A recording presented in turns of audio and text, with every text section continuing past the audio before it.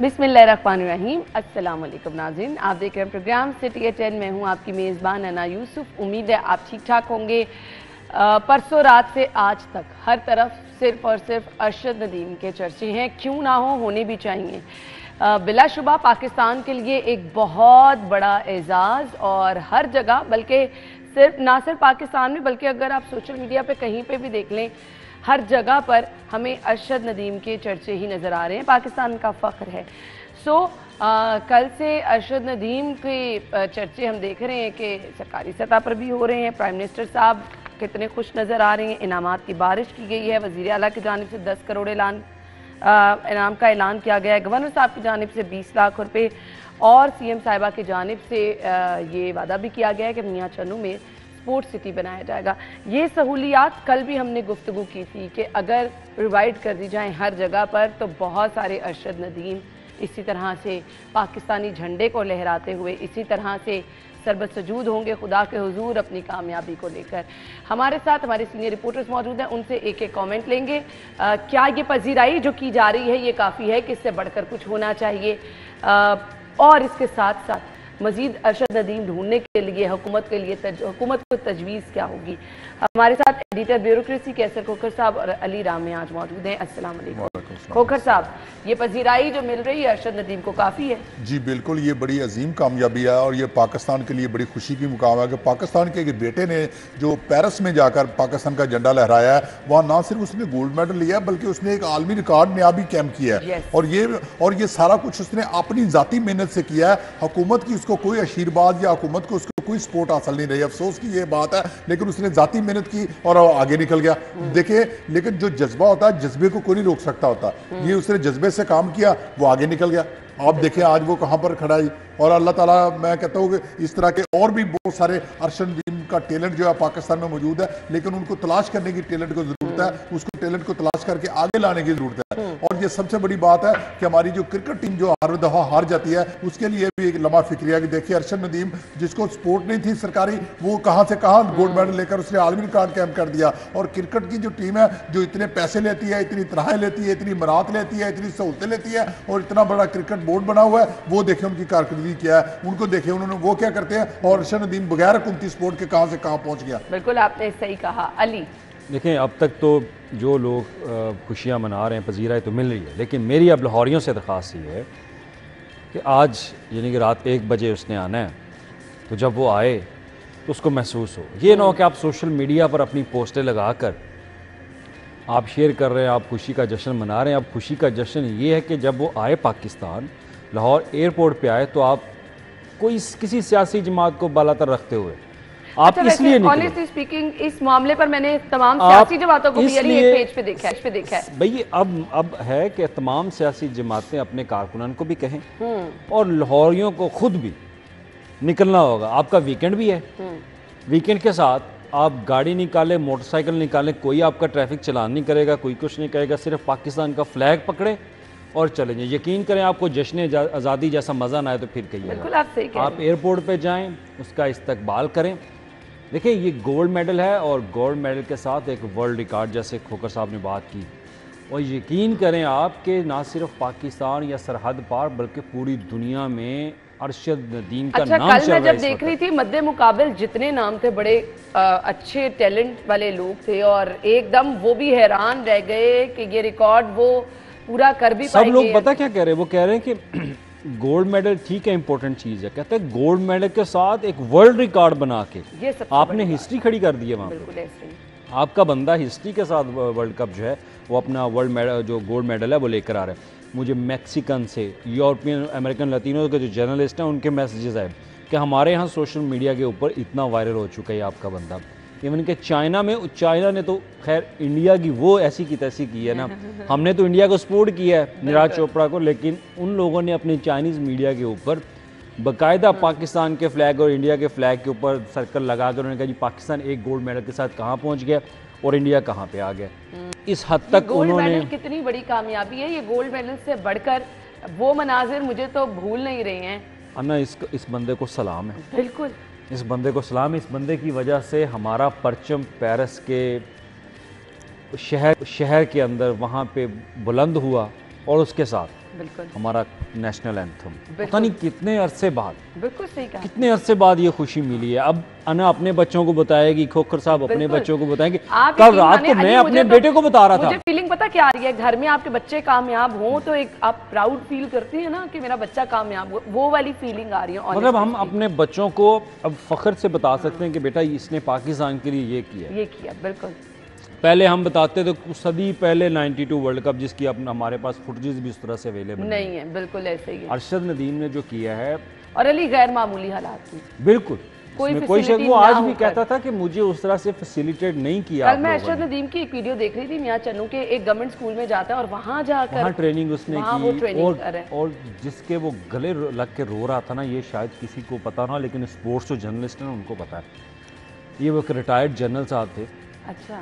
یہ ان کے گلے لگ کے رو رہے ہیں. اور مجھے کل ایک اسپورٹس جرنلسٹ نے بتایا، سہیل صاحب ہے جیو نیوز کے، انہوں نے کہا رامے یہ وہ بندہ ہے جس نے اس کو سپورٹ کیا ہے. کہتا ہے یہ اس کے گلے لگ کے رو رہا ہے یہ بندہ. اس کا کوچ بھی ہے، اس کا ڈاکٹر بھی ہے. کہتا ہے اس جنرل نے اس کی اتنی سپورٹ کی آپ سوچ نہیں سکتے. یہاں تک لانے والا بندہ ہی وہ ہے. اس نے اسکالرشپ ڈھونڈ کے دیے، پتہ نہیں کہاں پہ جا کے اس نے اس کے لیے کوئی پروگرام ڈھونڈے کہ یہ بچہ جو ہے وہ آگے جائے. کہتا ہے یہ اس کے گلے لگ کے رو رہا ہے، اور وہ رویا بھی اسی کے گلے لگ کے کہ اس بندے نے اس کو سپورٹ کیا تھا. اور بلا شبہ یوتھ فیسٹیول کا نام اس نے خود لیا کہ میں یوتھ فیسٹیول کی وجہ سے اس مقام تک پہنچا. لیکن ہمارا سر فخر سے اس نے بلند کیا. یقین کریں کہ پرسوں جب اس نے گولڈ میڈل جیتا، میں ایک ٹریجڈی سے نکل کے آیا تھا تو میں بڑا افسردہ تھا، مرجھایا ہوا تھا بہت. لیکن اچانک میں نے یہ پروگرام دیکھا کہ اس نے ایک ہسٹری بنا دی ہے تھرو کر کے جیولن کی. یقین کریں میرا وہ ساری پریشانی دور ہو اور میں خوشی کے آنسو ہم گولڈ میڈل جیت گئے. اتنی دیر بعد پاکستان میں خوشی. کے ساتھ ساتھ ایک ہمیشہ تاریخ میں مینشن رہے گا کہ 2024 میں پھر میں نے اپنی فیس بک سوشل میڈیا پہ بھی لکھا، اتنا لکھا میں نے کہ مرجھائے ہوئے چہروں پہ خوشی لانے کا شکریہ ارشد ندیم کہ آپ نے وہ کر دکھایا جو اب آج سے پہلے کبھی نہیں ہوا ایسے. بالکل آپ نے صحیح کہا. تو میں لاہوریوں سے یہی ریکویسٹ کروں گا کہ آپ لوگ نکلیں، اس کا استقبال ایسے کریں کہ وہ یاد رکھے کہ بمبئی والے بھی بھول جائیں کہ انہوں نے اپنے 11-12 کھلاڑیوں کا کیسے استقبال کیا اور ہم نے ایک اپنے کھلاڑی کا کیسے استقبال کیا. یہ اس کے ساتھ ساتھ میرے خیال سے حکومت کو اس طرف ضرور آنا چاہیے کہ اس طرح کے ٹیلنٹ کو مزید سامنے لے کر آئیں. آپ کے سامنے ایک معمولی سا شخص جو شاید خود بھی کبھی یہ نہیں سوچ پا رہا ہوگا کہ اس نے اتنا بڑا کارنامہ سر انجام دے دینا ہے، لیکن محنت اور لگن اور اس کے ساتھ ساتھ اس کی سٹرگل بلا شبہ. اب حکومت کو یہ کرنا ہے کہ اس طرح کا ٹیلنٹ مزید ان کے لیے سہولیات لے کر آئیں تاکہ پاکستان کا نام روشن کرنے والے مزید ارشد ندیم بھی سامنے آ سکے. ایک بریک، اور بریک کے بعد خبروں کی تفصیلات. ہمارے ساتھ رہیے گا.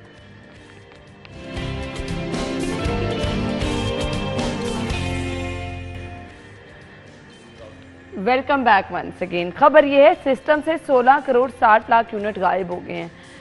مجھے سمجھ نہیں آ رہا، ایک طرف اوور بلنگ، ایک طرف یہ حالات، ایک طرف بجلی چوری، ایک طرف پتہ نہیں بنے گا کیا عوام کا. کھوکھر صاحب دل کو نا ایک سمپل سی بات ہے کہ جب کرائم بڑھتا ہے کسی علاقے میں یا کسی علاقے میں کرائم، نوجوان جو ہے وہ کرائم کی طرف جاتا ہے تو اس کی وجہ کیا ہوتی ہے؟ اس کی وجہ ہوتی ہے کہ نوجوان بے روزگار ہوتا ہے. اس کی وجہ یہ ہوتی ہے کہ غربت ہوتی ہے جس کی وجہ سے کرائم بڑھتا ہے. اب یہ چوری بڑی ہے، 16 کروڑ 60 لاکھ یونٹ غائب ہو گئے سسٹم سے.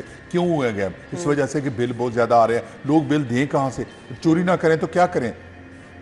اب اس کے علاوہ کوئی آپشن مجھے بتا دیں کہ اتنا بل آتا ہے کہ کسی کا وہ ایمل ولی جو ہے اس کے گھر کا وہ اتنی امیر عورت ہے، اس کے گھر کا 10 لاکھ روپے بل آ گیا. عورت نہیں، بندہ اس کے گھر کا 10 لاکھ روپے بل آ گیا. وہ اخبار میں آ کر رو رہا ہے کہ میرا بل 10 لاکھ روپے گھر کا بل آ گیا. اب جب اتنا لاکھوں روپے جب گھروں کے بل آئیں گے تو لوگ چوری نہ کریں تو پھر کیا کریں؟ اس والے سے وابڈا کے عملے جو ہے ان کی پھر چاندی ہو جاتی ہے. اب سمپل سا مسئلہ، تنگ آمد میرا 40,000 روپے بل آیا. تنگ آمد بجنگ آمد ہوتا ہے نا اس کا. تو جب آپ بجلی کا ٹیرف کم کریں گے تو چوری بھی کم ہو جائے گی لازمی طور پر. اب دیکھیں صرف صوبہ پنجاب جو ہے وہ بجلی کا بل دیتا ہے. KPK میں دیکھیں کنڈیاں لگی ہوئی ہیں، بلوچستان میں دیکھیں کنڈیاں لگی ہوئی ہیں، سندھ میں بجلی چوری ہو رہی ہے اور یہاں سب جگہ ہو رہی ہے، لیکن پنجاب بل دیتا ہے. اور اس وجہ سے پنجاب پر سارا جو بوجھ ہے، اور پنجاب میں بھی اب بجلی چوری کی ریشو بڑھ گئی ہے. اور اب اس کا حل یہ ہے کہ IPPs کے ساتھ مل کر ڈائلاگ کیا جائے اور جو پاور پلانٹ جو لگے ہوئے ہیں ان کے ریشنلائز کیے جائیں ٹیرف, ان کو صرف 20% پرافٹ دیا جائے اور جو بند IPP ہے ان کو جو گھر بیٹھے جو پیسے اربوں روپے کی ادائیگی ہوتی ہے وہ روکی جائے اور ٹیرف جو ہے نا لوگوں کا کم کیا جائے, لوگوں کو ریلیف دیا جائے, لوگوں کو نہ کہ یہ تو نہیں ہونے والا, یا پھر یہ نہ ہو کہ بنگلہ دیش کی طرح یہاں بھی انقلاب آ جائے اور پھر حالات حکومت کے کنٹرول سے باہر ہو جائے. اس والے سے اس سے پہلے کہ کوئی اس طرح کے حالات ہوں, حکومت ہوش کے ناخن لے اور حکومت جو ہے نا ٹیرف کو کم کرے اور اس کے لیے پالیسی کرے. اگر ورلڈ بینک سے بات کرنے کی ضرورت ہے تو ورلڈ بینک سے بات کی جائے کہ یہ IPP پاکستان میں اس طرح کر رہے ہیں, جب تک ٹیرف کم نہیں ہوگا بجلی چوری کم نہیں ہوگی. یہ میں آپ کو بتاؤں. میں آپ کو بجلی چوری کی ایک اور ریزن بھی بتا دیتی ہوں. کھوکھر صاحب کی بات بالکل ٹھیک ہے جو انہوں نے باتیں کی ہیں, لیکن اب اس پر کیا سلوشن دے بندہ. سمپل گورنمنٹ کو پتہ ہے کہ آپ بجلی جب مہنگی کریں گے تو آپ کی بجلی چوری ہوگی, لیکن یہاں پہ سمپل ایک عام شہری ذمہ دار نہیں ہے. اب لیسکو والے بعض کا بھی اتنی اوور بلنگ کر دیتے ہیں, اگلے بندے کو مجبور کر دیتے ہیں کہ وہ بجلی چوری کرے, وہ اگلے بندے کو مجبور کر دیتے ہیں کہ وہ اپنا بل ادا نہ کر سکے. تو لہٰذا اس چیز میں, اس خبر میں جو ذکر کیا گیا, مجھے تو لگتا ہے کہ یہ لیسکو کی ملی بھگت ہے. ایک سوال 16 کروڑ 60 لاکھ میں کوشش کر رہی تھی شاید سپلا صاحب سے رابطہ غائب ہو لیکن چکے ہیں. کیونکہ آج چھٹی پہ ہے تو اس وجہ سے رابطہ نہیں ہو پائے گا. مجھے علی یہ بتا دیں, بجلی چوری بہت آسان کام ہے, ہر کوئی کر سکتا ہے, بہت آسانی سے کر سکتا ہے, بہت آسانی سے کر سکتا ہے. آپ کے گھر کے اوپر سے تار گزرتی ہے, آپ آسانی سے بجلی چوری کر سکتے ہیں. کسی کو پتہ نہیں چل سکتا اگر آپ بجلی چوری کر رہے ہیں, پتہ چل جاتا ہے فوری. میں آپ کو لیسکو کو پتہ چل جاتا ہے کہ بجلی کہاں پہ چوری ہو رہی ہے, جو ہر مہینے آپ کے گھر بھی آتے ہوں گے, ہمارے گھر بھی باہر میٹر ریڈر آتے ہیں, لا علم رہتے ہیں کہ یہ بندہ بجلی چوری کر رہا ہے. جو بھی سسٹم ہو ان کو پتہ چل جاتا ہے کہ بجلی کہاں پہ چوری ہو رہی ہے. لیکن مسئلہ یہ ہے کہ جب آپ کی کسی جگہ پہ منتھلی لگی ہو اور آپ کو دیٹ از مائی پوائنٹ نا, کہ آپ آسانی سے کہہ دیتے ہیں بجلی چوری بڑھ گئی. روزمرہ کے اخراجات پورے کرنے کے لیے آپ کو ایک پاکٹ منی مل رہی ہو تو آپ ان چیزوں کو ہائی لائٹ نہیں کرتے. آپ کرتے ہیں کہ بھائی وہ میٹر ریڈر جو ہر مہینے آپ کے گیٹ پہ آ رہے ہیں نا, اس بندے کی بجلی حلال ہے جو کہ چوری کر رہا ہے, وہ اس کو حلال میں کنورٹ کر دیتا ہے. حرام ان کی ہوتی ہے جو آپ کو پاکٹ منی نہیں دیتے, آپ کو برائب نہیں کرتے, ان کی حلال نہیں ہوتی. سمپل سی بات ہے. تو یہ اگر یہ کہا جائے کہ لیسکو اس چیز سے ان اویئر ہے تو یہ میں تو یہ تسلیم کرنے سب سے پہلے بجلی چوری اس سے پہلے ان لوگوں کو پکڑے نا جو یہ کرا رہے ہیں. اور بجلی چوری میں آپ کے انڈسٹریل یونٹ بھی بہت زیادہ ہیں, اور آپ کو معلوم بھی ہے کہ کہاں کہاں پہ بجلی چوری ہو رہی ہے, لیکن اس کے باوجود آپ ان کو ہاتھ نہیں ڈال سکتے کیونکہ وہ وہاں پہ آپ کو پولیٹیکلی پریشر جو ہے وہ بھی اٹھانا پڑے گا. آپ کو بڑے بڑے فون بھی آ سکتے ہیں, تو کسی جگہ پہ آپ کے لیے پاکٹ منی کا جو ہے وہ باقاعدہ اہتمام کیا جاتا ہے, عزت کے ساتھ آپ کو پاکٹ منی ملتی ہے, تو لہٰذا آپ نہیں کر سکتے. تو اسی میں جب آپ یہ ایسے یونٹ غائب ہوتے ہیں تو پھر یہ سارا ملبہ کسی ایک پہ نہیں, پوری اس علاقے کے اوپر, سرکل کے اوپر جو ہے وہ آتا ہے. پھر کھوکھر صاحب کو بھی 10,000 بڑھا کے وہ دیں گے, علی رامے کو بھی ایسے بل آئے گا, رانا یوسف کو بھی بل ایسے, کیونکہ انہوں نے اپنے لائن لاسز اپنے پورے کرنے ہیں. ایک سسٹم کی خرابی ہے نا, سمپل سی بات ہے. ہم کب تک علی بھگتتے رہیں گے؟ ہم جو بجلی استعمال کر رہے ہیں اس کے بل بھی ہم بھگتے ہیں, ہم اوپر سے ٹیکسز بھی بھگتے ہیں, ہم ہر مہینے فیول ایڈجسٹمنٹ بھی بھگتے ہیں, ہم دوسروں کے بجلی چوری کا خمیازہ بھی بھگتے ہیں. پھر اس کا میرے پاس کوئی جواب نہیں ہے کہ ہم کب تک بھگتے ہیں. سسٹم کا سب کو پتہ ہے کہ سسٹم میں 1947 سے لے کر اب تک کیا چل رہا ہے. سارے بھگت رہے ہیں, میرے باپ نے بھگتا ہے, میرے دادا نے بھگتا ہے, آپ کے باپ نے اور آپ کے دادا نے بھی بھگتا ہے.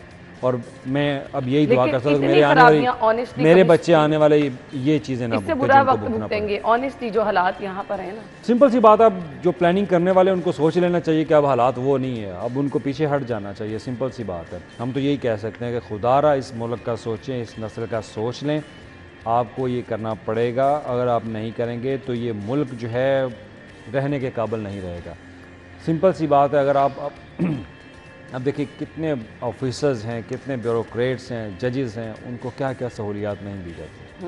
سمپل سی بات ہے. کس بات کی سہولیات؟ اگر آپ ان کو اچھی سیلری دے رہی ہیں, اچھی پکسن پریولیج دے رہے ہیں, تو کس بات کی یہ چیزیں آپ ان کو مہیا کر رہے ہیں؟ کیا ہمارے لیے صرف وہی بچے ہیں کہ آپ ان کو ٹیکس فری کر دیں, آپ ان کو بجلی فری کر دیں؟ یہ تو کوئی بات نہ ہو.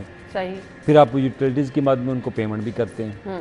یہ کہاں کا, یہ تو آپ نے ایک ڈسکریمنیشن جو ہے وہ ڈال دی لوگوں کے اندر کہ جو CSS کر کے آئے گا یا جو جج بن جائے گا, جنرل بن جائے گا, ان کی ہی سب سہولیات ہیں. عام آدمی کے لیے کچھ نہیں. عام آدمی کے لیے واقعی کوئی سہولیات. عام آدمی صرف ٹیکس دینے کے لیے تیار ہے, آپ لوگوں کے پیٹ پالنے کے لیے تیار. آپ تو یہ بیوروکریٹس بھی یہی نہیں کہتے بھائی ہم آپ کی تنہاؤں سے نہیں چلتے, ہمیں پیسے ملتے ہیں IMF سے. ہاں.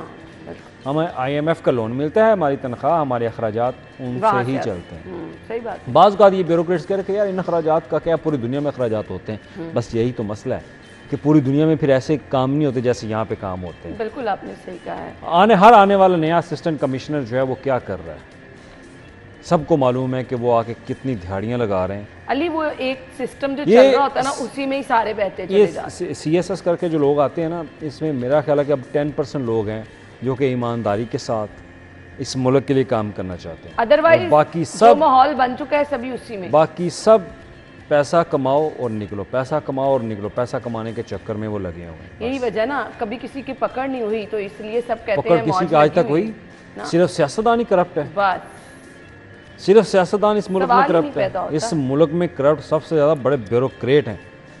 جا کے ان کا لائف سٹائل دیکھیں. لائف سٹائل دیکھیں, نہیں لائف سٹائل وہ آپ کو کبھی شو ہی نہیں کریں گے نا. وہ ایسے سیکٹری ہیں جو ایک ہی شرٹ کے ساتھ ایک ہفتہ پورا کام پہ آئے گا, لیکن اس کی باہر جائیدادیں ہیں. اب ایک ایڈیشنل سیکٹری ہے, یہ سن لیں کھوکر صاحب سے, سنیں سٹوری ہے. ایوان وزیر اعلیٰ میں عامر کریم, وہ 4 وزراء اعلیٰ ہیں جن کے ساتھ وہ ایوان وزیر اعلیٰ میں ایڈیشنل سیکٹری یا اسپیشل سیکٹری کے طور پر کام کر رہا ہے. وہ اس کی پچھلے 10 سال ہو گئے ہیں اس کو ایوان وزیر اعلیٰ میں کام کرتا ہے. بورے والا میں اس نے 2 انلیگل ہاؤسنگ سوسائٹیاں بنائی ہوئی ہیں عامر کریم نے.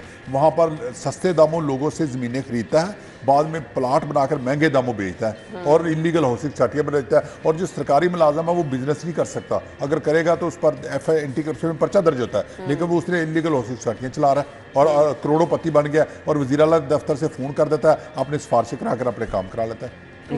ایک پریشر بلڈ کیا جاتا ہے نا, اگر کوئی مسئلہ آتا ہے آپ فوری پریشر بلڈ کر کے اپنے مسئلہ فوری رکاوٹ جو ہے وہ دور کر لیتے ہیں. اور نا یہ صرف ایک آفیسر کی کہانی نہیں ہے, ہر آفیسر, ہر چھوٹے چھوٹے محکمے کے اندر آفیسر جو ہے وہ ایسے کام کر رہے ہیں جن کے پاس پروکیورمنٹ ایگزیکیوشن ہے. اگر آپ یہ کہیں بھئی 10% تو وہ چیز ہے جو کہ ان کے لیے حلال ہے. 10% جو ہے نا ایک ڈپارٹمنٹ کے اندر وہ ان کو ایک ملنا ہی ملنا ہے, وہ حلال ہے. اس پہ تو آپ اوپر سے سمپل سی بات ہے نا, سمپل سی بات ہے. آپ جب ایک پروجیکٹ لے کر آتے ہو نا, آپ نے اس پروجیکٹ کا ٹینڈر دینا, اس ٹینڈر میں آپ اتنے پیسے کما لیتے ہو کہ آپ کو تنخواہ کی ضرورت, آپ اگلے 5 سال تک سکون سے بیٹھ سکتے ہو ایک پروجیکٹ کے اندر. اندازہ کریں, آپ نے صرف ٹھیکیدار کو کہنا ہے ہاں بھی ٹھیکیدار صاحب میرے پاس 5 ٹھیکیدار ہیں, آپ میری منتھلی آپ کتنا مجھے کتنا دیں گے, میں اس حساب سے پھر طے کروں گا. ہر کانٹریکٹر کو وہ فون کر لیں گے, ہاں بھی آپ کتنے دیں گے. ایک کہے گا جی میں 30 کروڑ دوں گا اگر 1 ارب کا پروجیکٹ, ایک کہے گا جی میں 20 کروڑ, ایک کہے گا جی میں 25, ایک کہے گا جی میں 40. وہ 40 والا اس کے لیے امپورٹنٹ ہوگا, اور وہ 40 کو فکس کرنے کے لیے وہ نیچے والے عملے کو کہے گا کہ بھائی یہ امپورٹنٹ آدمی, اس کو فکس کرو ٹینڈر کے اندر, اس کی بیڈز اوپر لے کے جانی, اس کو مارکس 100 میں سے 90 مارکس دے کے وہ اس کو سیٹل کر رہیں گے. اور پھر وہ 40 کروڑ کی رقم ایک سیکٹری نہیں کھائے گا, وہ نیچے جتنے بھی اس کے ساتھ لوگ ہوں گے وہ سب کو دے گا. وہ آپ پھر اندازہ کریں نا اس طرح سسٹم خراب ہو رہا ہے. خیر ایک اور طرف سسٹم خراب ہے اور وہ یہ ہے کہ جی کل 9ویں جماعت کا رزلٹ آیا. سرکاری اسکولوں کے طلباء کی ہم بات کر لیتے ہیں, 1% طلباء فیل ہوئے. سو پھر آپ جو پرائیویٹائز کرنے کی طرف جا رہے ہیں, NGOs کو سسٹم دے رہے ہیں, آئی تھنک اگر اس سے رزلٹ بھی بہتر ہوگا, کیونکہ سرکاری اسکولوں کے حالات تو شدید برے ہیں. حکومت کو اپنا چارج سنبھالے ایسا ٹائم گزر گیا ہے, نہ اسکولوں کی حالت بدلی, نہ ٹیچرز کی حالت بدلی, نہ کسی نے جا کر یہ دیکھنے کی کوشش کی کہ سرکاری اسکولوں میں تعلیم کا معیار کیا ہے. جی بالکل نا, ہم سرکاری اسکولوں کو دیتے کیا ہیں, آپ دیکھیں ایجوکیشن کا بجٹ دیکھیں کتنا ہے, اتنا کم ایجوکیشن کا بجٹ ہے. آپ سوچ نہیں سکتے اسکولوں کی جا کر آپ حالت دیکھیں, سرکاری اسکولوں کی ٹیچروں کو تنخواہ نہیں ملتی, اور کلاس روم کی حالت دیکھیں, وہاں کے باتھ روم کی حالت دیکھیں. آپ کہہ رہی ہیں کہ اس میں ٹیچرز کا کوئی قصور نہیں, اسکولوں کا کوئی قصور نہیں. حکومت کی سرپرستی نہیں رہی ایجوکیشن سیکٹر میں, حکومت کی انٹرسٹ ختم ہو گیا اور ساری ایجوکیشن جو ہے پرائیویٹ سیکٹر میں چلی گئی ہے, جس کی وجہ سے پرائیویٹ سیکٹر میں ہر بچہ جو ہے, تو آپ کے بچے کہاں پڑھتے ہیں پرائیویٹ اسکولوں میں, میرے بچے کہاں پڑھتے ہیں پرائیویٹ اسکولوں میں. یہ گورنمنٹ کے اسکولوں میں گورنمنٹ کی جو ہے انٹرسٹ جب ختم ہو جائے گی تو 61% لڑکے فیل نہیں ہوں گے, تو کیا ہوگا فیل؟ لڑکے نہیں پورے, لڑکیاں لڑکے دونوں تو فیل نہیں ہوں گے, تو کیا ہوگے؟ طلبہ فیل ہی ہوں گے. اب اس حوالے سے حکومت کو چاہیے کہ سرکاری اسکولوں کو توجہ دے, ان کا بجٹ بڑھائے. توجہ یہ دے رہے ہیں علی, پرائیویٹائز کرنے کی طرف جا رہے ہیں بہت سارے اسکولوں کو. تو مجھے یہ بتا دیں, کھوکر صاحب کی بات سے اگری کرتے ہیں آپ؟ کھوکھر صاحب نے سب سے پہلے بات کی کہ بجٹ کیا دیا جاتا ہے. کھوکھر صاحب اس سال بجٹ 500 ارب روپے ہے پنجاب کے صرف سرکاری اسکولوں کا. علی لگا کہاں ہے اب تک؟ کہاں لگا ہے بھائی؟ پتہ کہ بجٹ کہاں جاتا ہے؟ بجٹ جاتا ہے اساتذہ کی تنخواہوں میں. اب حکومت کیا کرے؟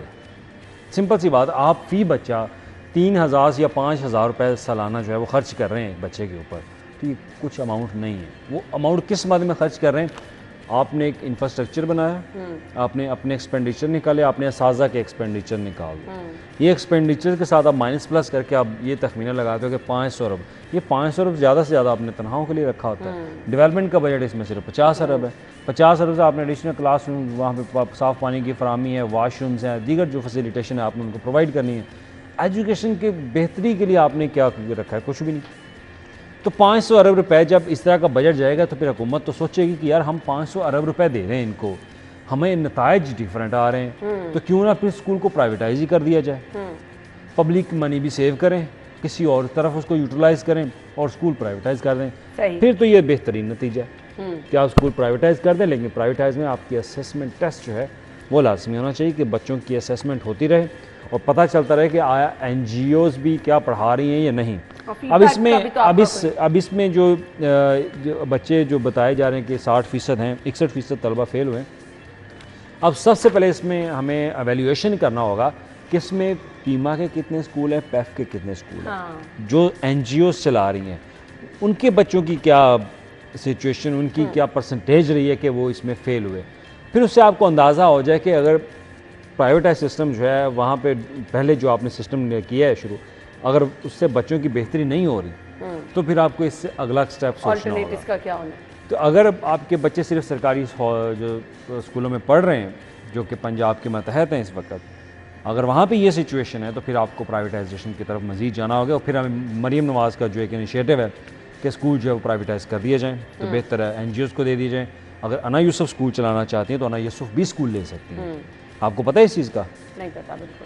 اگر انا یوسف اسکول چلانا چاہتی ہیں، اگر انا یوسف کے پاس ایم اے کی یا ماسٹر گریجویشن کی ڈگری ہے، وہ اپنے 4 دوستوں کے ساتھ ایک سرکاری اسکول لے سکتی ہیں. میرا ایک اعتراض ہے، پرائیویٹ اسکول کیا جائے مجھے کوئی اعتراض نہیں ہے، لیکن جو سرکاری اسکول ہے اس میں صرف اس وقت غریب کا بچہ جا رہا ہے، امیر کا بچہ پرائیویٹ اسکول میں جا رہا ہے. یہ آپ ایگری کریں گی؟ اور یہ لیکن اس حوالے سے اگر پرائیویٹ حکومت کرتی ہے اس میں اگر بچوں کی فیس اضافہ ہوتا ہے تو پھر مجھے اعتراض ہے. فیس میں اضافہ نہیں ہونا چاہیے. میں یہاں پہ کلیئر کر دوں بچے کے اوپر کھوکر صاحب یہاں پہ کوئی بھی بوجھ نہیں ہوگا. بالکل ایسے ہی ہے. گورنمنٹ خود کہہ رہی ہے کہ ہم بچے کی فیس، بچے کے ایکسپینڈیچر تک ہم اس ایسوسیشن کو یا اس این جی او کو خود سے پے کریں گے. اس کے لیے وہ بجٹ دے رہے ہیں. نہیں، اگر یہ ریزلٹ رہے گا اور اس پہ پھر پرائیویٹائز والی آپشن، وہ پھر بہتر ہے. وہ بہتر ہے. اسکولوں کی بلڈنگز بھی بہتر ہو جائیں گی، فرنیچر بھی ہوگا، جو ہمیں سہولیات کا فقدان نظر آتا ہے وہ بھی، اور پھر اسٹوڈنٹس کے اوپر بھی کام. سمپل سی بات ہے، کچھ غلطیاں ہمارے اساتذہ کی بھی ہیں، کچھ نہیں، بہت زیادہ ہیں علی. وہ توجہ سے نہیں پڑھا رہے. کچھ ایسے اساتذہ ہیں جو کہ پڑھانا چاہتے ہیں لیکن ان کو فیسیلیٹیٹ وہ انوائرمنٹ ویسا نہیں ہوتا. انوائرمنٹ ایسا نہیں ہوتا. اور کچھ اساتذہ ایسے ہیں جو کہ چاہتے ہیں کہ یار میں 12 کلومیٹر دور جا کے بچوں کو پڑھا رہا ہوں یا 20 کلومیٹر دور جا کے بچوں کو پڑھا رہا ہوں. وہ بچہ اس استاد کی 20 کلومیٹر جانے تک جو اس کے اندر موٹیویشن ہے نا، جو اس کی ول ہے، وہ ختم ہو جائے گی. تو بعض اوقات ان کے مائنڈ میں ہوتا ہے کہ یار میں اپنے کسی قریبی گھر کے قریب کسی اسکول میں ایڈجسٹمنٹ ہو جائے تو میری بہتر. وہ اس ٹینشن میں رہتا ہے، وہ اس کا دباؤ کا شکار رہتا ہے کہ یار میری محکمہ اسکول ایجوکیشن اس جگہ پہ تبادلہ جو ہے وہ کر دے، مجھے یہاں پہ تعینات کر دے. تو اس طرح کی بہت زیادہ ایشوز ہوتے ہیں کہ جو اساتذہ کے اندر جو ہے وہ ایک موٹیویشن کو ختم کر دیتے ہیں. آپ فیسیلیٹیشن کے اوپر آپ بات کر لیں، آپ ان کی ٹرانسفر پوسٹنگ کے اوپر، ان کے بیشتر ایسے مسائل جو کہ ان کے سی آفس میں حل نہیں ہو رہے. ایک اور چیز سے جو ہے نا، ہمارا اب جو تعلیمی معیار ہونا چاہیے نا، ہمارے اساتذہ اس کے مطابق پریپیئر بھی نہیں ہیں، خاص طور پہ اگر سرکاری اسکولوں کی بات کریں. اب جو آنے والے اساتذہ ہیں، اب جو آنے والے جو نئی جنریشن آ رہی ہے وہ تو پڑھی لکھی آ رہی ہے. ہم بات کر رہے ہیں وہ اس جنریشن کی جو 2000 سے پہلے کی ہے. اب تو ایم فل کے لوگ آ رہے ہیں، ماسٹر کیا اور پھر اگر ان کے آنے کے بعد علی یہ رزلٹ رہے تو پھر افسوس. دیکھیں ان کے نتائج آتے وقت آپ کو ٹائم لگے گا، فوری نہیں ہے کہ اگر آج انہوں نے تعینات ہونا تو آپ کو فوری رزلٹ آنا. چلیں آئی وش کے آنے والے ٹائم میں نتیجہ جو ہے وہ اس سے بہتر ہوگا. البتہ اگر 61% آپ کے طلبہ فیل ہو رہے ہیں تو پھر آپ کا تعلیمی نظام کہاں ہے، آپ کا مستقبل کیا ہے، آپ کے نوجوانوں کا مستقبل کیا ہے، یہ بتانے کی ضرورت نہیں. سب چیزیں واضح ہیں. بریک کے بعد آئیں گے. اسٹے ود اس.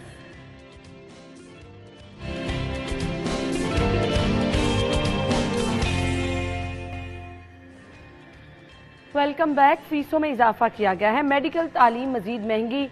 दाखिला टेस्ट फीस 10,000 रुपये मुकर्रर। MD और MS और MDS में दाखिले के लिए JCAT इम्तिहान की फीस में 4,000 रुपये का होशरुबा इजाफा किया गया है।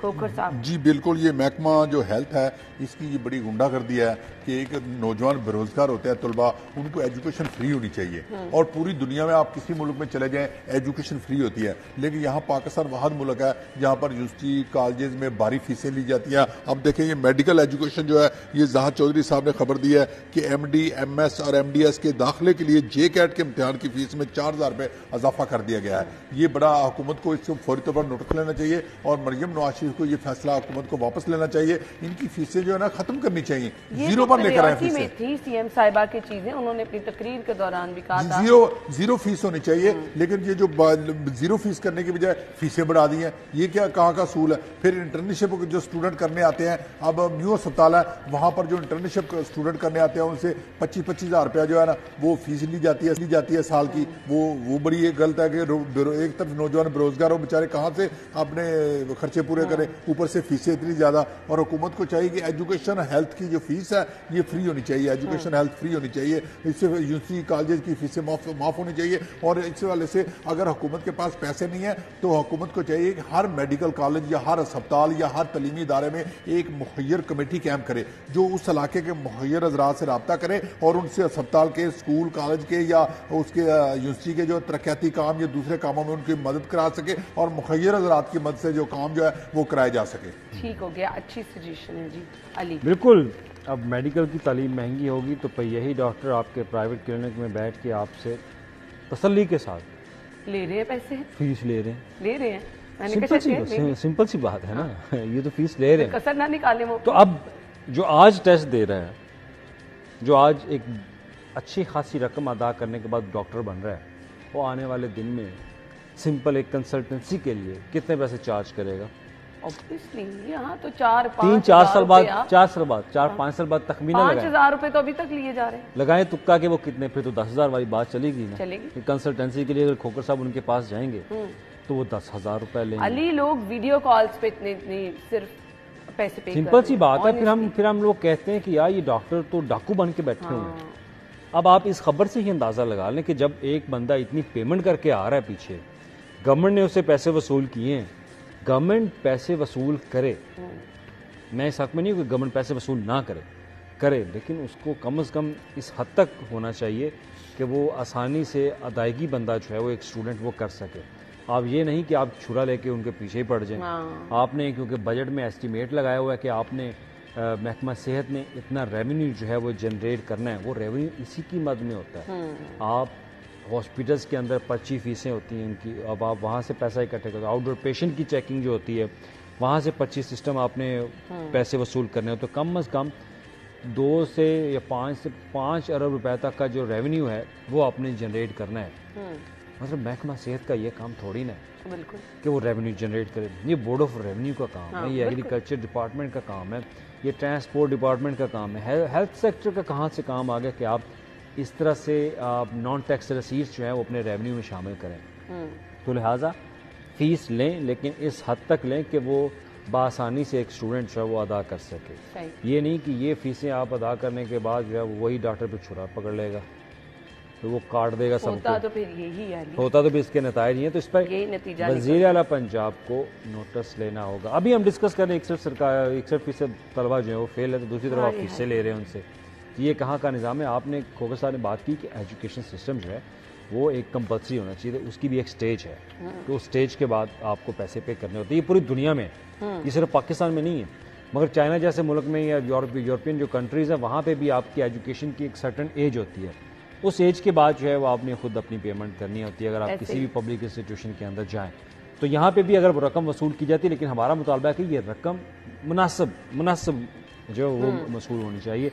ये नहीं कि आप इसको ज़राए आमदन का एक जरिया बना लें। नहीं जी, आप ज़राए आमदन का जरिया मत बनाएं। आपको स्टूडेंट्स के लिए आसानियां पैदा करनी है, उनके लिए मजीद मुश्किलात नहीं खड़ी करनी है। अच्छा जी, तरक्याती स्कीमों की बात कर लेते हैं। कमिश्नर और DC के इख्तियारात बढ़ गए, कितने बड़े?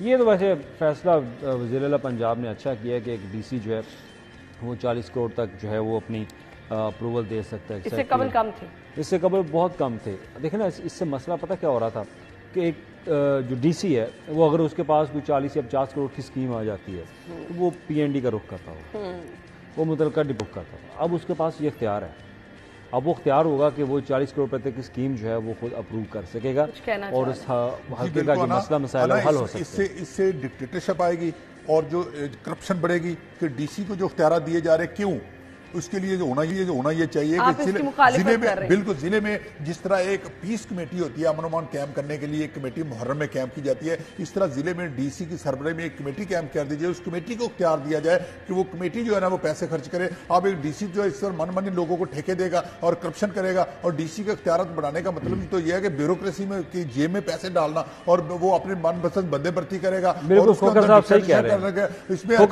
یہ پیسے اس سے پہلے بیوروکریٹ بھوکے تھے, ننگے تھے, ان کو پیسہ کچھ نہیں مل رہا تھا, وہ کہیں سے نہیں کھا رہے تھے, اب اس فیصلے سے وہ زیادہ کھائیں بھی ہونی چاہیے, اس کمیٹی میں عوامی نمائندے بھی ہونے چاہیے, اس کمیٹی میں جنرل جو مخیر حضرات بھی ہونے چاہیے. یہ جو ڈی سی کو اور کمشنر کو اختیارات دیے جا رہے ہیں یہ غلط بات ہے. اختیارات اسمبلی کے پاس ہونے چاہیے. ڈی سی کے پاس اس سے پہلے بھی بہت سارے اختیارات ہیں, صرف یہ اختیار نہیں ہے, کرپشن بڑھے گی, صرف یہ ایک اختیار نہیں ہے, کرپشن بڑھے گی, اس سے کرپشن بڑھے گی.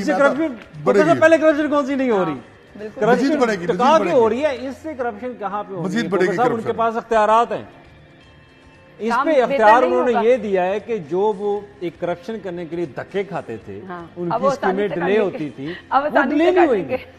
اب ان کے پاس مزید علی پوائنٹ ابھی ان کا بالکل ٹھیک ہے. کھوکھر صاحب کہہ رہے ہیں کہ یہ کرپشن اختیارات ان کے پاس بہت سارے اختیارات ہیں. وہ ایک 40 کروڑ کی اسکیم کے اوپر نہیں بیٹھے ہوئے, بالکل ان کے پاس پورا ضلع ہے اور ضلع میں جو دل کرتا ہے وہ کر سکتے ہیں. صحیح کہہ رہے ہیں, کسی کی ٹانگ کسی کی سنگی پہ انگوٹھا رکھ کے اگر وہ پیسے نہیں. لیکن یہ تو اب رکاوٹیں جو مزید تھی وہ بھی ختم کر دی ہیں. آئی وش یہ ترقیاتی اسکیموں کے لیے جو پیسے ہیں, جو اختیارات, آپ پیسہ کمائیں لیکن عوامی جو عوامی حلقے ہیں نا, عوامی ان کے جو فلاح کے منصوبے ہیں ان کو بر وقت مکمل کرتے ہیں. بس آئی ہوپ ایسا ہو جائے. بریک کے بعد آتے ہیں.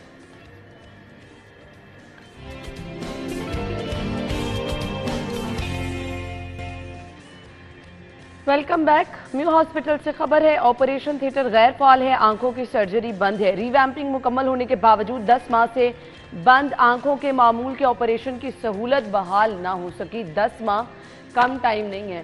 کدھر جائیں وہ لوگ جنہوں نے اپنی آنکھوں کا آپریشن کرانا ہے. آپریشن تھیٹر غیر فعال ہونے کی وجہ کیا ہے؟ علی سی ایم آفس چلے جائیں, وہاں پہ ٹھیک ہو جائے گا. وہاں پہ آپریشن تھیٹر کو سب بنا رہے ہیں. ری ویمپنگ ہو چکی ہے, 10 ماہ مکمل ہو چکے ہیں. نگران سیٹ اپ میں ہو چکی تھی, لیکن اب جیسے عظمیٰ بخاری نے کہا کہ نگران حکومت کا مینڈیٹ نہیں تھا کہ ایسے منصوبے شروع کرتے. اچھا بھائی نگران حکومت نے ہاسپٹل بنائے ہیں, نگران حکومت نے یہ برج بنایا, شادرہ والا برج بنوایا انہوں نے, یہ والا بنا. بھائی یہ اتاروا دیں بھائی, آپ نے ہمارے صحافیوں کو تو پلاٹ آپ نے کھا ہی لی ہیں, تو اب یہ جو ان کا نگران حکومت کا مینڈیٹ نہیں تھا سارے یہ تباہ کر دیں. آپ کو تو شکریہ ادا کرنا چاہیے, تباہ کر دیں. آپ کے کرنے والے کام وہ ہاسپٹل سارے ری ویمپ کر کے گئے. صحیح بات ہے, جو آپ صدیوں سے نہیں کر پا رہے تھے وہ انہوں نے کروائے, پھر وہ بھی سارے آپ کو پکی پکائی کھیر ڈیمولش کروا دیں. اب وہی نا وہ بات مجھے ذہن میں یاد آ گئی کہ انہوں نے نگران حکومت کو کہا کہ یہ تو ان کا مینڈیٹ ہی نہیں تھا. سمپل سی انہوں نے بات کہہ دی. علی ان کو یہ بہت بڑی اپرچونٹی مل گئی تھی ایک پکی پکائی کھیر پہ. ان کی گردن میں نا نون لیگیوں کا یہ بہت بڑا مسئلہ ہے کہ ان کی جن کو جب وزارت مل جائے نا ان کی گردن میں سری آ جائے. یہ بند روڈ پہ سی ایم صاحبہ تختی اپنی لگا لیں گی, تختی ہر جگہ پہ تختی اپنی لگا رہی ہے, وہ ہاسپٹلز کے اندر اپنی تختیاں لگا رہی ہے جیسے سارا کچھ کام ہونے کی. پہ تختی سی ایم صاحبہ کی لگ جائے گی. لگائیں ضرور لگائیں, لیکن کچھ کام بھی کریں. کام اس حد تک کریں کہ آپ اب یہی خبر دیکھ لیں کہ آپریشن تھیٹر جو ہے ابھی تک غیر فعال, اور 10 ماہ ہو چکے ہیں. آپ کو آپ نے اس کی ری ویمپنگ جو ہے وہ کر لی ہے. اب بندہ کیا کہے, سمپل سی بات ہے. آپ ان کے اخبار آپ اٹھا کے دیکھ لیں, اور روز ان کے جو نوٹیفیکیشن آ رہے ہوتے ہیں نا, ہر ٹیسٹ انہوں نے آؤٹ سورس کر دیا, ہر چیز آؤٹ سورس کرتے جا رہے ہیں. مطلب جہاں چھٹکارا دلا رہے ہیں کہ ہوتا جائے. وہ پتہ نہیں سیکرٹری علی جان صاحب کیا یہ ہیلتھ ڈپارٹمنٹ کو کرنا چاہ رہے ہیں.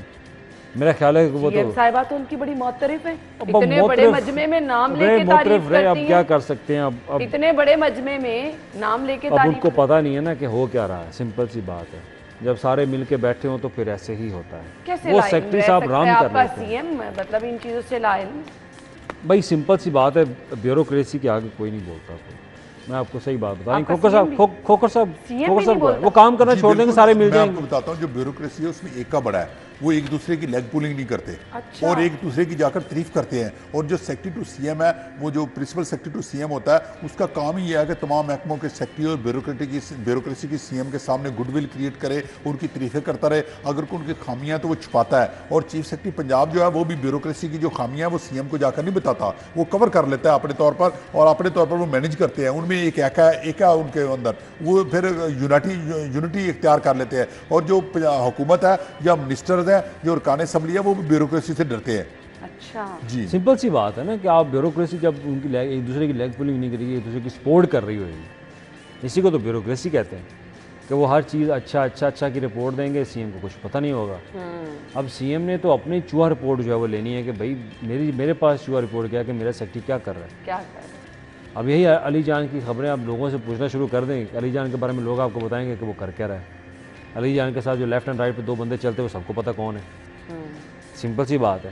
اب ایسے بہت زیادہ بیوروکریٹ ہیں، تو لہٰذا جب آپ کی ترجیح یہ ہوتی ہے کہ یار میرا کام جلدی مکمل ہو جائے، کیونکہ اس بیوروکریٹ کو ہٹایا تو آپ کے پاس کوئی اچھا اور بیوروکریٹ نہیں ہے. جب آپ یہ ذہن میں یہ سوچ رہے ہیں تو پھر آپ نہیں کر سکتے آگے کام نہیں. تو پھر اس طرح آئی ہاسپٹل کے آپ کے بہت زیادہ ہاسپٹل جو ہیں وہ آپ کے آپریشن تھیٹر سے محروم رہیں گے، وہاں پہ فال نہیں ہو سکیں. علی یہاں پہ یہ لکھا ہے کہ 2 ہفتے قبل وزیر اعلیٰ پنجاب نے میں ہاسپٹل کے آئی بلاک کا افتتاح بھی کیا. اب اس سے اندازہ لگانا کہ پھر افتتاح وہ کس بات کا کر کے کس ٹائپ کا افتتاح تھا، مجھے یہ بتا دیں. چلے افتتاح کر بھی دیا، آپ کم از کم اس کو فال تو کر دیں. نہیں آپ وہاں سے افتتاح کرنے کی آپ نے بات کی تو بہت ساری ایسی جگہیں ہیں جہاں پر نگران وزیر اعلیٰ افتتاح کر گئے ہیں، تو اس پر اب مریم نواز اپنی پلیٹر لگا رہی ہیں، تختی لگا رہی ہیں. یہ بھی تو اس طرح بھی ہو رہا ہے. کوکر صاحب اس چیز سے تو ہم بالا تر ہیں، جو مرضی تختیاں لگا لے، فیسیلیٹیشن. وہ آئی ڈپارٹمنٹ جس کو ریویمپ کر کے اچھے خاصے پیسے لگا دیے، اگر وہاں آپریشن کی سہولت ہی نہیں مل رہی تو کیا کرنا ہے اس کا. غریب آتا ہے سرجری کرانے، وہ واپس چلا جاتا ہے. 10 دن تو کوئی اپنی آنکھ کی سرجری کا انتظار نہیں کر سکے گا. الٹیمیٹلی اس کو پرائیویٹ جب آنکھ میں مسئلہ ہو تو پھر شعیب کو فون کر لیں، شعیب بتا دے گا کون سے ہاسپٹل میں جانا ہے. شعیب تو سب جانتا ہے نا کہ شعیب آپ کو بھی پتا شعیب کون ہے. آپ صحیح کہہ رہے ہیں، یہ اچھا آپ نے میسج دے دیا ہے. شعیب کو فون کر لیجیے گا، شعیب بتا دے گا کہ آئی ہاسپٹل کون سا ہے کون سا فال ہے. آئی ڈونٹ نو، لیکن جن کی تعریفیں کی جاتی ہیں، نام لے کے جن کی تعریفیں کی جاتی ہوں ان سے جواب بھی لیا جائے. سب دھندا ہے، یہ سب دھندا ہے. سمپل سی بات ہے. بولنا شروع کر دیں گے تو پھر ہمارے اوپر ہی ڈیفامیشن ایکٹ لگا کے انہوں نے 30 لاکھ وصول کر لینے، کیس بعد میں سنا جائے گا. سمپل سی بات ہے. لیکن علی سب سے پہلے کام ہی انہوں نے یہی کیا کہ میڈیا کا منہ بند کرنا ہے، تو سوشل میڈیا کا منہ بند کرنا ہے تو ایسے کرنا ہے، بالکل کوئی ان کے خلاف بات نہ کر پائے. ہم نہیں کریں گے تو گراؤنڈ پہ تو سب نظر آ رہا ہے، سب کچھ نظر آ رہا ہے. سی ایم آفس میں کیا ہو رہا ہے، کون سے سیکٹری کیا کر رہا ہے، سب کو پتہ ہے، سب کو پتہ ہے. اگر آپ یہ کہیں کہ چڑیا گھر والے آپ سے بہت دور ہیں، سمپل سی بات ہے کہ چڑیا گھر والے آپ کے اوپر ایک نظر رکھیں، ان کے پاس ساری رپورٹ ہے کہ کون سا بیوروکریٹ جو ہے وہ کہاں پہ ملوث ہو چکا ہے. بالکل چڑیا گھر سے مراد ان لوگوں کو پتہ ہے کہ چڑیا گھر کون سا گھر ہے. بالکل. چلیں جی، بہت بہت شکریہ آپ لوگوں کے وقت کے لیے. ناظرین ہیڈ لائنز کے بعد آپ کو جوائن کریں گے. اسٹے ود اس.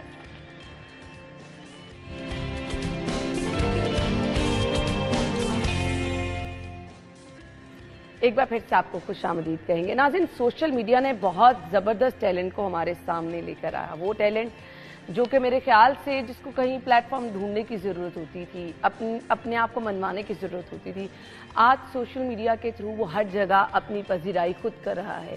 ایسی ہی 3 بہنیں جو کہ ڈالی سسٹر کے نام سے مشہور ہیں، آپ نے ان کو دیکھا بھی ہوگا سوشل میڈیا پر، ان کی زبردست آواز کا جادو سنا بھی ہوگا. لیکن آج ہمارے شو کا تو وہ حصہ بننے جا ہی رہی ہیں. ان سے ان کی کچھ سٹرگل بھی جانیں گے، پاکستان ٹیلی ویژن کے ساتھ ان کا سفر بھی جانیں گے، اور یہ ڈالی سسٹر مل کر کس طرح سے دھوم مچا رہی ہیں وہ یہاں پر سیٹ پر آپ کو دکھائیں گے بھی. لیکن اس سے پہلے ایک چھوٹا سا کلپ آپ کے ساتھ شیئر کر دیتے ہیں جو میرے خیال سے ان کی شہرت کا بہت بڑی وجہ بھی بنی ہے. ایک گانا ہے وہ آپ کو دکھا دیتے ہیں. اچھا جی، اس کی طرف بھی آئیں گے ہم، کیونکہ ماہرہ خان کی شادی پر جو گانا تھا وہ انہوں نے بڑے زبردست طریقے سے گایا اور میرے خیال سے وہ ایک بڑی ریزن بھی بنا. لیکن کچھ ان کے سفر کے بارے میں آپ کو بتاتی چلوں کہ 17 برس سے یہ پاکستان ٹیلی ویژن کے ساتھ رہیں اور اپنا جو ہے وہ بڑے زبردست طریقے سے کام بھی کرتی رہی. لیکن جیسے ہی سوشل میڈیا کی طرف آئیں تو سوشل میڈیا تو آپ کو پتا ہے پھر دھوم ہی مچا دیتا ہے. یہاں پر ہمارے ساتھ ڈالی سسٹرز موجود ہیں. اس سے پہلے کہ میں ان کا تعارف کراؤں میں چاہوں گی کہ آپ یہی گانا یہاں پر بھی گنگنا دیں. جیوے بنرے مان جوانیاں جیوے بنرے عمر ہزاریاں جیوے بنرے تیری میری تو میں واریاں تیری میری تو میں واریاں میں بھی واریاں تو بلہاریاں جیوے بنرے. زبردست زبردست. سو اس کلپ کے پیچھے یہ آواز تھی. ہمارے ساتھ جی ڈالی سسٹرز موجود ہیں. میں ان کا تعارف کراتی چاہوں. ماہا ڈالی، ثنا ڈالی اور نایاب ڈالی. ماشاءاللہ سے اتنی شہرت حاصل کرنے کے بعد بھی وہ عاجزی ہونا بہت بڑی بات ہوتی ہے. سو یہ تینوں کا کمبینیشن کیسے بنا؟ آپ سے میں آغاز کر لیتی ہوں. ہاں آپ ہی مطلب دونوں آپیاں جو ہیں پی ٹی وی سے، آپ سب سے چھوٹی ہیں. ہاں جی بالکل. تو پی ٹی وی سے اور ریڈیو سے کام کر رہی تھیں. ان کو کام کرتے ہوئے تقریباً 10-11 سال ہو چکے تھے. تو اللہ نے آواز دی ہوئی تھی مجھے بھی، اور الحمدللہ میری بہنیں جو تھیں یہ، تو میں نے ان کو کہا کہ مجھے بھی ساتھ لے جاؤ، میں نے بھی کرنا ہے. تو پھر وہ مجھے ساتھ لے آئی. تو اس طرح آہستہ آہستہ کرتے کرتے ہم لوگ کا سب سے پہلے تینوں میں سے obviously یہ تو چھوٹی تھی، آپ کا آئیڈیا تھا کیونکہ آپ سب سے بڑی تھی؟ جی ہاں، بچپن سے شوق تھا، مطلب ادبی گھرانہ، تو مطلب پڑھنا پڑھانا سب کچھ. تو آہستہ آہستہ شوق پیدا ہوا کہ جیسے ٹی وی پر بچے آتے ہیں تو وہ بہت اچھی نعت پڑھ رہے ہوتے ہیں اور ان کو پرائز ملتے ہیں. یعنی آغاز آپ نے نعتوں سے کیا؟ ہم نعت خواہ ہیں، بیسیکلی ہم لوگ صوفی سنگر ہیں، نعت خواہ ہی ہیں. یہ ساری چیزیں تو ایک شغل ہے. صحیح. باقی بیسیکلی ہم لوگ نعت خواہ ہیں. 17 سال کا سفر، آغاز پی ٹی وی سے 18 برس. سو مجھے یہ بتا دیجیے گا پی ٹی وی تک کیسے پہنچی، کون لے کر گیا؟ یہ بھی میرا ہی آئیڈیا تھا. اچھا. کیونکہ میری خواہش تھی کہ ہم لوگ سرکاری ٹی وی سے آغاز کریں، کیونکہ ہمارا پورا گھرانہ جو ہے نا ادبی ہونے کے ساتھ ساتھ سرکاری ہے. مطلب ہماری سرکاری ملازمتیں، ہمارے دادا میرے مطلب 3 بھائی وہ بھی ماشاءاللہ سے سارے سرکاری. میرے بابا آرمین تھے، اس کے بعد تھوڑی دیر کے لیے جیل پولیس کی، پھر ریلوے پولیس سے ریٹائرڈ ہوئے. تو یعنی کہ مسلسل ایک سرکاری ہی ماحول تھا. تو ہماری خواہش تھی کہ ہم لوگ، کیونکہ آرٹس کاؤنسلز جو ہے نا وہاں سے ہم لوگ ون کر رہے ہیں، پارٹیسپیٹ کرتے ہیں کمپٹیشنز میں، تو ہم کیوں نہ مطلب سرکاری ہی ادارہ ہو. سو پاکستان ٹیلی ویژن پہ پروگرام چلتا تھا رات گئے. تو میں نے رات گئے میں جیسے ہم لوگوں نے آغاز کی، ایک تو ہمارے نمبر اوپر چلے گئے کہ بھئی یہ مطلب ماشاءاللہ سے ونرز ہیں. ہمارا مطلب ڈیٹا تو پہلے سے موجود تھا، ہمیں کالز آ رہی تھی. لیکن ہم لوگوں نے خود اپنی طرف سے بھی نا ایفرٹ کی. ہم تھوڑا تھوڑا لکھتے بھی ہیں، مطلب جو شوق ہے کچھ نہ کچھ لکھنے کا. تو ایک مکالمہ بازی تھی، ایک مزے کی ایک نظم سی تھی، وہ میں نے لکھ بھیجی. ساتھ اپنا سارا پروفائل میں نے جو ہے نا وہ لکھ دیا. شاہ صاحب کو بہت پسند آئی. اس دن پھر ایسا ہوا کہ ان کو کال آئی، لکھ بھیجا سانوریا کو، آئے گا وہ ساون میں. زبردست زبردست. سو پھر وہ ٹرننگ پوائنٹ آپ اس کو کہہ سکتی ہیں. ہاں. ثنا آپ سے میں جاننا چاہوں گی کیسا لگتا تھا اسٹارٹ میں؟ کبھی لگتا تھا کہ یہاں تک آپ تینوں مل کر اتنا اچھا گا لیں؟ لگتا تھا. محنت تھی نا؟ محنت تھی. پھر یہ ہے کہ جب آپ نے کوئی گول سیٹ کیا ہو تو اور آپ اس پہ محنت کر رہے ہیں تو پھر اللہ پہ یقین ہو اور پھر پہنچ جاتے ہیں. بالکل. انسپریشن کون رہا؟ کس کو ہمیشہ دیکھ کے سیکھتے تھے اور کہتے تھے ہم نے یہ کرنا ہے؟ میڈم ترنم نور جہاں جی. ویسے تو بڑا نام. ہاں وہ تو بہت بڑا نام ہے. وہ گائکی میں سمجھتی ہوں کہ اگر انسان سیکھنے کی بات کرے نا تو ہم نے بہت کچھ سیکھا. فرسٹ آف آل اپنے مطلب والد صاحب سے، والدہ سے، گھر کے ماحول سے. اس کے علاوہ ہم لوگ ریڈیو پاکستان اور پاکستان ٹیلی ویژن صرف گانے کے لیے نہیں سنتے دیکھتے تھے، ہم اسپیکرز کو بھی جو ہے وہ سنتے دیکھتے تھے. وہ بات کیسے کرتے ہیں، الفاظ کیسے ادا کرتے ہیں، آواز کا ان کا انداز کیا ہے. تو ہم لوگ ان کو سنتے تھے، دیکھتے تھے، آبزرو کرتے تھے. مطلب محنت ہماری ہر طرح سے اللہ کے کرم سے بہت اچھی رہی ہے. سو اس نے کامیابیوں سے ہمیں ہمکنار کیا، یہ اس کی کرم نوازی. 18 برس پہلے پاکستان ٹیلی ویژن سے آغاز کیا اور 2 سال بعد ہم نے ریڈیو جوائن کر لیا. اچھا. اب 16 برس ہو گئے ریڈیو پاکستان سے بھی، دونوں سے باقاعدہ اپروو ہیں. اچھا ماشاءاللہ، ریئلی گریٹ. اب مجھے بتا دیجیے گا، ٹرینڈ بدلتا جا رہا ہے، اسٹائل بدلتے جا رہے ہیں، سوشل میڈیا تو ہر روز ایک نئی چیز لے آتا ہے. سو آپ کو لگتا ہے کہ وہ نئے تقاضے ساتھ ساتھ آپ اپنا بھی رہے؟ کرنا پڑتا ہے. ایکچولی ہم لوگوں نے ہر بندہ یہ سوچتا ہوگا کہ 18 برس ہوئے تو یہ نظر کیوں نہیں ہے. پی ٹی وی اتنا مطلب زیادہ اب انفارچونیٹلی کم دیکھا جاتا ہے، ویسے بھی گیجٹس کا دور ہے. بالکل. تو اجازت نہیں تھی سوشل میڈیا پہ آنے کی کیونکہ ہم سادات ہیں. تو بس سیٹس تک ہم لوگ چینلز پہ بھی جاتے رہے، پی ٹی وی کے علاوہ نجی چینلز پہ بھی. لیکن یہ وہ کبھی آیا کبھی چلا گیا. لیکن یہ تو نیٹ کا دور ہے، سوشل میڈیا کا دور ہے، تو اجازت نہیں تھی اس وقت تک. لیکن ناؤ فائنلی لوگوں نے کہہ کے نا کہ آپ کو آنا چاہیے. اچھی بات ہے، اگر آپ کا ٹیلنٹ ہے تو ضرور اس کو اپریسیشن بھی ملنی چاہیے. تینوں میں سے ایک دوسرے کو سکھاتے بھی ہیں کہ نہیں یہاں سے تم غلط کر رہی ہو، یہاں سے ہی تینوں کر رہے ہوتے ہیں. بالکل مزے کی بات ہے کہ کبھی کبھی کوئی چیز ہمیں اگر یاد نہیں رہی یا اس وقت گلے سے نکل نہیں رہی، آپ کا موڈ نہیں ہوتا ہر دن اور ہر وقت آپ کا نہیں ہوتا، تو یہ جو سب سے چھوٹی ہے یہ بتا رہی ہوتی ہے، کہہ رہی تھی آپ ہی یہ تو چیز آپ نے ایسے نہیں ہمیں مجھے سنائی تھی، تو ابھی آپ خود ہی اس کو تھوڑا نا مطلب صحیح نہیں کر پا رہی، بھول رہی ہیں، تھوڑا موڈ میں آئے. تو یہ ضروری نہیں ہے صرف بڑوں کو پتا ہوتا ہے یا وہ بتا سکتے ہیں، چھوٹے بھی بتا سکتے ہیں. بڑی اچھی بات ہے. اور واقعی سم ٹائم چھوٹے، ہمارے تو چھوٹے چھوٹے بچے سم ٹائم کہتے ہیں نا چھوٹے پیکٹ میں بڑا. بالکل ایسے ہی ہے. سو کچھ سنائی دے، میرے خیال سے ہم تھوڑا کچھ سن لیں تو پھر اس کے بعد ہم چلتے ہیں آگے گفتگو کا. یہ ابھی کل فرسٹ پوزیشن لے کے آئی ریڈیو پاکستان پہ، چونکہ یہ چل رہا 14 اگست کے حوالے سے وہ کمپٹیشن تھا تو وہ شیئر کرتی ہے. ہاں ضرور ضرور. روشن میری آنکھوں وفا کے جو دیے ہیں، روشن میری آنکھوں وفا کے جو دیے ہیں، سب تیرے لیے ہیں، سب تیرے لیے ہیں، وعدے تیری مٹی کی قسم جو بھی کیے ہیں، سب تیرے لیے ہیں، سب تیرے لیے ہیں، روشن میری آنکھوں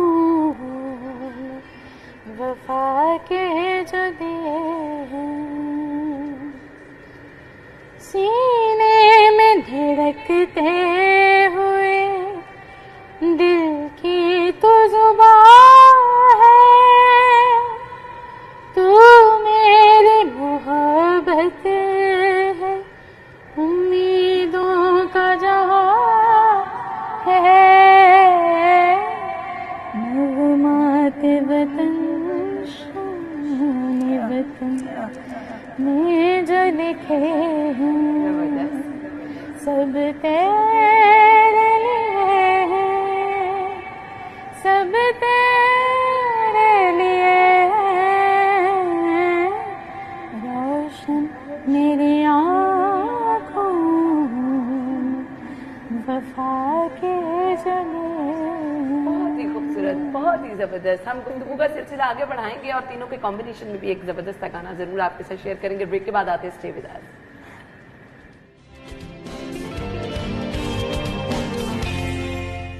چل چل بلیا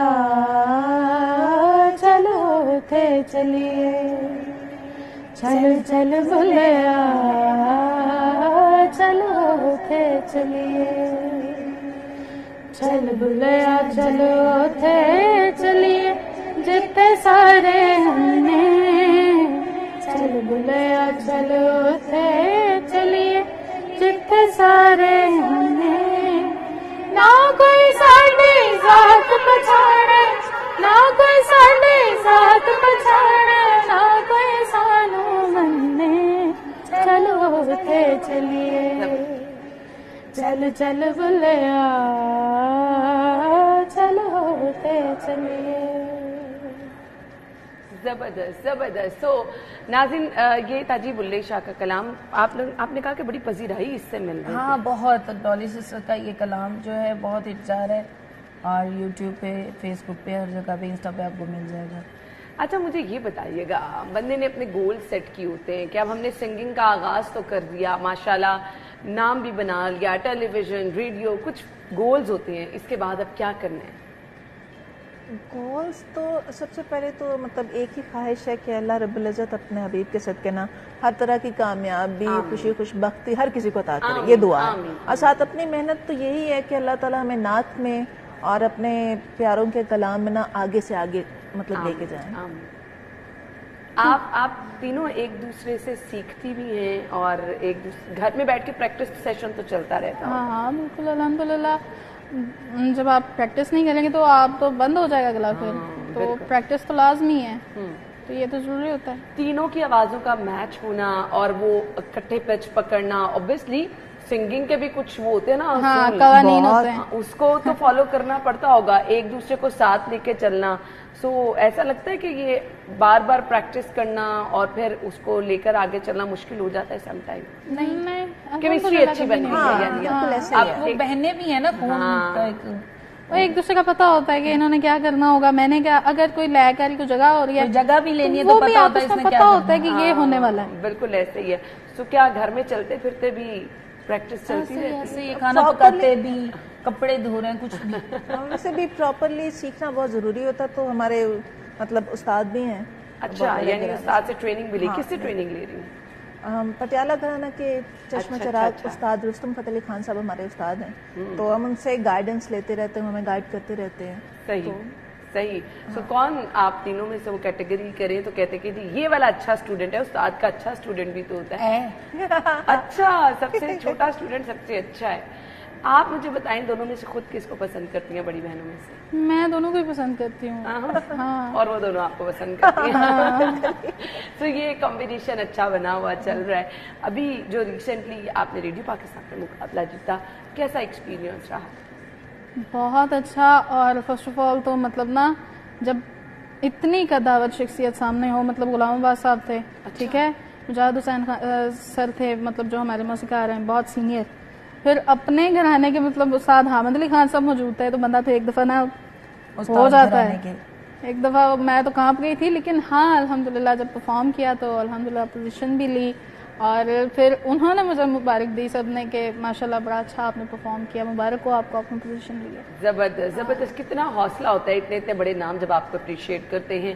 بدو بدی گانا آج کل بڑا مشہور جا رہا ہے. بدو بدی مشہور ہو گئے. ہاں اس کی سٹوری کیا ہے کیوں مطلب اور بس وہ نا عجیب بات ہے کہ سوشل میڈیا نا کسی بھی چیز کو پکڑ کے چڑھا دیتا ہے. بس ایسا ہی ہے. تو ایسے ہی ہے بیسیکلی میڈم نور جہان کا. جی ہاں. تو میں چاہوں گی انہوں نے جس طرح گنگنایا آپ بھی کوشش کر لیں. ویسے تو کوشش ہوگی اتنے بڑے کوشش کر لیں. تیرے کولوں ایک واری منگنا تیرے کولوں ایک واری کتائن کرتے میرے اور لگے گھری سمجھنا کل نہیں کسے گلے مسئلے اجدا بدو بدی موقع کبھی کبھی. بہت ہی زبردست. تو مجھے یہ بتا دیں کہ یہ بدو بدی والا تو ایک اور ہم سوشل میڈیا پہ امپیکٹ دیکھ ہی رہے ہیں.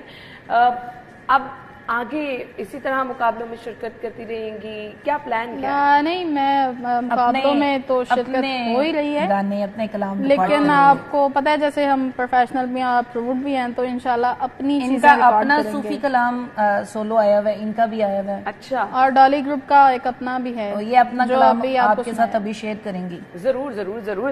ہم بریک کے بعد آپ کو جوائن کریں گے.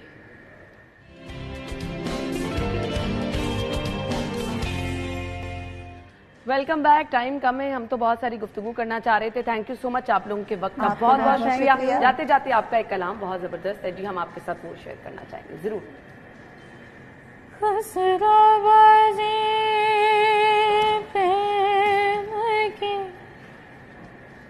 मैं तो खेलूं पी के संग, खुसरा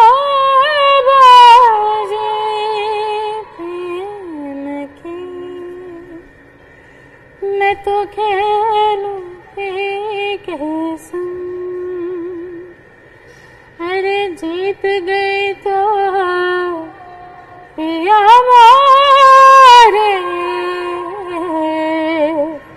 और हारी तो पी के संग में, मुझसे ना ना ना ना ना ना, मुझसे ना ना ना ना ना ना, मुझसे ना ना ना ना ना ना, मुझसे ना, मुझसे ना ना ना ना ना ना, मुझसे ना ना ना ना ना ना, मुझसे ना ना ना ना ना ना, मुझसे ना,